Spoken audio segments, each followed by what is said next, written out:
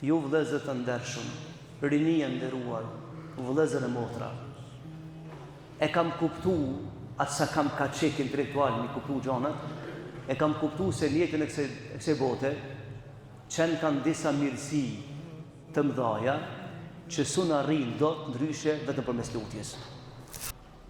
Sun arrin do të, edhe nëse bën përgatitje, nuk mundesh me mbrinj ato, nëse s'kalon në përderë të lutjes në Zotin e Madhrishëm.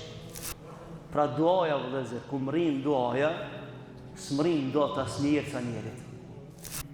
Ku depërton duaja, s'depërton asgjë tjetër. Ti mundesh me dhënë kontributin maksimal në aspektin profesional, shkencor, fizik, ku diçka po në çështje që lidhet, mirë po këtë dunjë qenë ka një standard i vendost në nhije, e atje s'u po arri ka askush përveç përmes lutjes. Andaj jo rastisht edhe ajeti që është një prej ajeteve të shpresdhënëse në Kur'an është radhit, domethënë në ajetin e agjërimit. Dhe Zoti Madhreshëm na thot: "Wa idha sa'alaka 'ibadi 'anni fa inni qarib."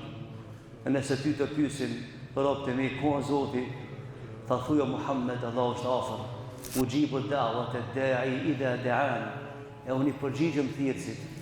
Pra, sikurse ky standard i lutjes është një mekanizëm që e çon njeriu drejt pjedestaleve të larta së bote. Kush e ka injoru lutjen, nuk ka mundësi me arrit qëllimet e jetës.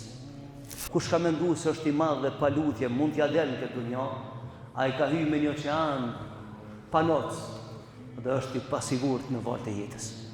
E në Ramazan e mësuam se ka rëndësi lutja, dhe kjo lutje ka me vazhdu drejtuar Zotit Madhreshëm deri në ditën kur ti me xhennet dhe fjalët e fundit e xhenetlive janë kanë me thonë, ty takon falëndërimi o Zot që na prunë këtë vend. Pra nuk përfundon lutja dhe ditë kur jemi në xhennet. E leje ma me përfundu natën e Ramazanit, e Bajramit dhe me thonë s'kem nevojë për lutje, jo, kem nevojë fort, edhe këtë mekanizëm duhet me shfrytzu deri shkojmë te Zoti i Madhreshëm. Dhe fundit vëllezër, që lidhet me Ramazanin, me agjërimin, por që vazhdon tani jetën, është edhe bamirësia, lëmosha.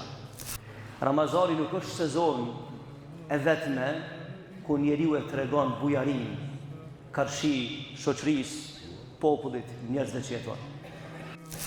Jo, edhe jashtë Ramazanit, njeriu besimtari duhet ta tregon bujarinë që ka për shoqërinë e vet, për popullin e vet e kështu me radhë. Edhe pse në Ramazan shpërblehet më shumë, po ndoshta kjo mirësi duhet me përcjell njerin edhe jashtë Ramazanit. Vëllezër të ndershëm, rinie nderuar, merr me vete një kriter të jetë.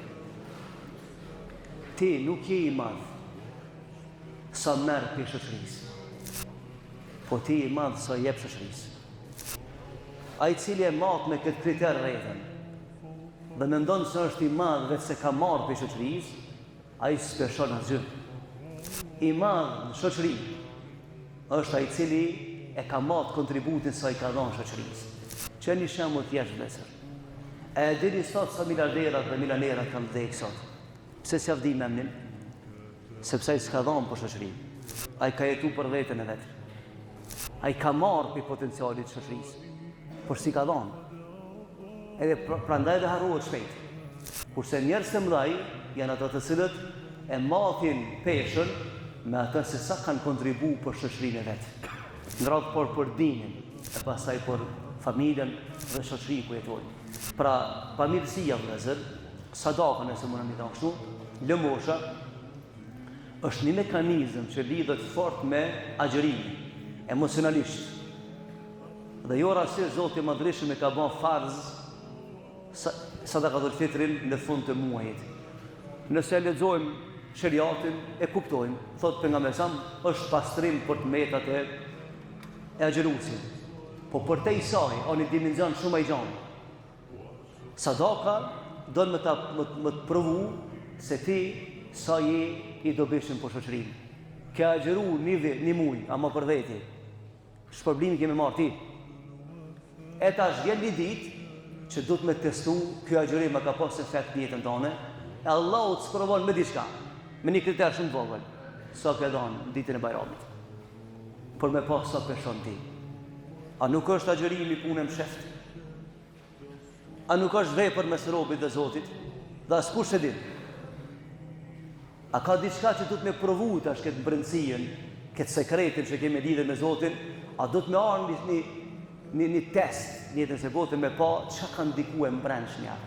Vëllezër, në jetën e kësaj bote, kur të shihni sjelljet e njerëzve, ta deri nuk janë të rastishme, kanë ardhur për brendësisë.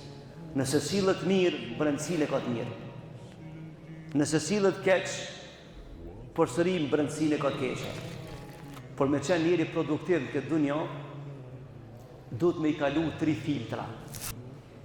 Ka thonë filtri i parë është pjekuria fizike. Ke pa disa detyra së jep fëmijëve. Ai duhet më pjek fizikisht. Ka thonë filtri i dytë është filtri mental. Njeriu pjekët mentalisht, zgjeron horizontin, e kupton botën, e kupton shoqërinë, e kupton efektin e jetës dhe pastaj fillon me dhënë argumentet e jetës që ai ka. Kjo filtri i dytë. Filtri i tretë që është shumë interesant.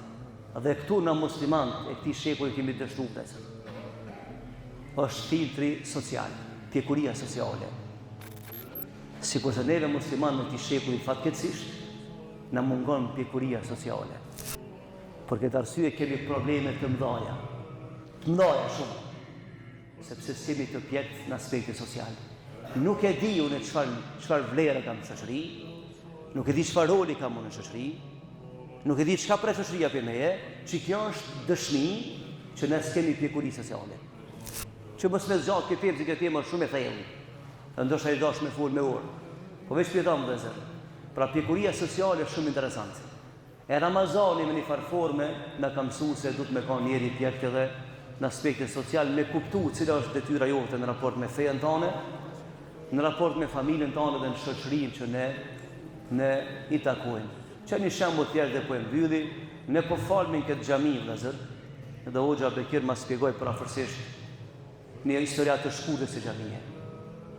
Ai i cili e ka ndërtuar këtë xhami me ato shokët e vet, Allah i pas bë banor të xhenetit, ato kanë pas pjekuri sociale.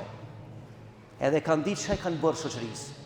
Dhe janë avim mas 1000 vjetëve, 100 vjetëve, edhe falmi në xhami ku kanë krijuar ata. Shtrohet pyetja. Ne sot ti shekulli ti vendi, kësaj kohe, çka kemi lënë gjurmë për armërinë e brezave tonë. Me çka e dëshmojmë pjekurinë sociale? Pra kjo është një pikë pyetje e madhe që ndoshta në herë tjetër do të kemi raste të ta diskutojmë.